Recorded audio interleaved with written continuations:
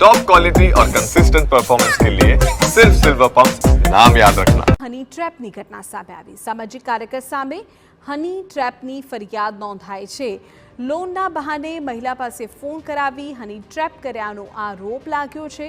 મહિલા દ્વારા ફરિયાદીના ફોટો અને વિડીયો મેળવ્યાનો પણ આરોપ। દુષ્કર્મના કેસમાં ફસાવાની ધમકી આપી કુલ 14 લાખ પડાવ્યા હોય એ પ્રકારનો આરોપ લાગ્યો છે। પોલીસે મહિલા આરોપી સહિત 2 સામે ગુનો નોંધ્યો છે। તપાસ હાથ ધરી છે।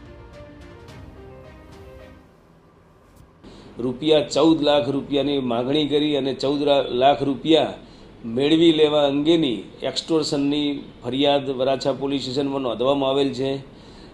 હાલના જે મજકૂર આરોપી છે એને 14 લાખ રૂપિયા સેટલમેન્ટ પેટે જે તે મહિલાના પરિવારજનોને આપેલા છે અને જેના ભાગરૂપે આ રીતે 14 લાખ રૂપિયા પડાવી લેવાની ફરિયાદ નોંધાયેલ છે અને આરોપીઓ વિરુદ્ધ વરાછા પોલીસે ગુનો નોંધાતા તપાસ હાથ ધરેલ છે।